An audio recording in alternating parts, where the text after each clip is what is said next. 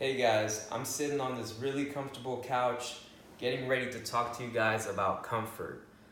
Now, there are many self-help authors, gurus, and influencers online that will tell you that comfort is detrimental to your success, that it's preventing you from achieving your goals and even growing as an individual.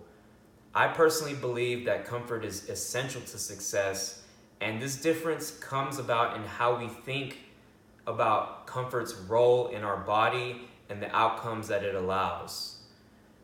Just to let me explain a little bit further what I mean by this, there's two states that our bodies are constantly in throughout the day. One is called the stress response and the other one is called the comfort response. Let's start with the stress response first. The stress response is a state or a feeling that we get whenever we identify a threat in our environment. And this threat could be anything. It could be someone criticizing you, it could be a high pressure deadline, it could be financial instability, it could be stress. And this body state is really about moving us and providing motivation to either get through the threat, to overcome it, or to run away. That's kind of why it's called the fight or flight response. Now, in this situation, if you are in a stress response over a long period of time, whether it's months, years, or decades, it can have a very bad impact not only on your health, but on your overall well-being in terms of your mental, physical, and emotional health. And for these individuals, those that are constantly struggling, that are in really toxic relationships, that are in unstable employment positions and are unable to pay their bills, comfort is absolutely essential if you want to focus on anything else. Because the stress response is all about me, now. You're not thinking about the future. You're not thinking about setting goals when your basic needs are not met. And so this is extremely important for those individuals that find themselves constantly in the stress response. The opposite side of this, and this is a feeling that I think most middle class Americans experience, is the rest and digest response or the comfort response. This is typically the feeling that we get when we identify no threat in our environment and we can just lay back and just relax. This typically happens after a long day of work. When you come home, you just want to watch some TV, you unwind with some drinks, and it feels great. And the reason why it feels great is because no effort needs to be expended. We're in a state of conserving energy. We're kind of resting from the stress that we experienced earlier in the day.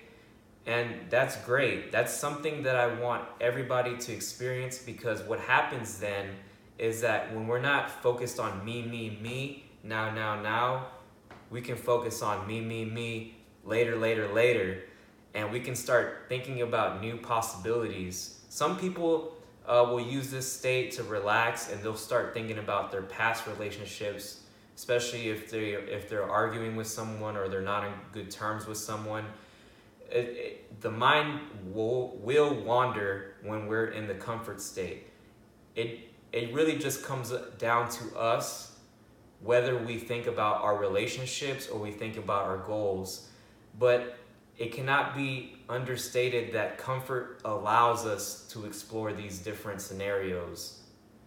And so I believe that whether you're someone that's struggling or someone that is comfortable, comfort allows us to actually free up the psychic energy that is needed to think, to desire, to plan, and to actually execute and achieve our goals. This is something that many people will not talk about, because it's very easy to see how being comfortable relates to putting in less effort. And yes, that's true over the long term. Being comfortable will produce mediocre results if all you do is think and you do not act.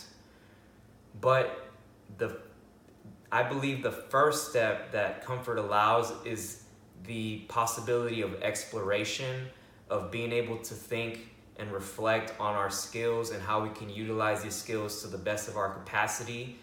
I think that's one of the best things about comfort. It's not great when comfort becomes a thing where we're just sitting and not doing anything to achieve our goals. And this has several more implications that I believe are detrimental. First and foremost, if you're never exercising, you're just sitting down trying to be as comfortable as possible, it has very serious physical health consequences. Not only that, if we are constantly in a state where we do not exert ourselves more because we kind of fall into this routine that we're comfortable with, then rules of neuroplasticity will punish you for that, and you will begin to lose skills that you previously had at an earlier point in time. There's a principle of neuroplasticity called use it or lose it, and if you don't utilize your skills, especially if you're in this rest and digest state for a long period of time, I'm talking about decades, you will lose the skills that you once had. And so comfort, yes, allows us to explore things, but we need to also be cognizant of the fact that being comfortable all the time is also not good for us, and we need to push ourselves further as much as we can. So yes, comfort does produce mediocre results over the long run, but comfort is great in the sense that it provides the very basic level or the basic foundation for us to actually want to do better for ourselves, to want to improve. And this is an interesting topic that I want to talk to you guys more about. So please leave a comment with your opinion or your thoughts below. I would be more than happy to discuss this further with you guys. I want to create more videos like this in the future. I find this topic super fascinating. I have a lot more content ready for you guys. Thank you, and tune in for next time.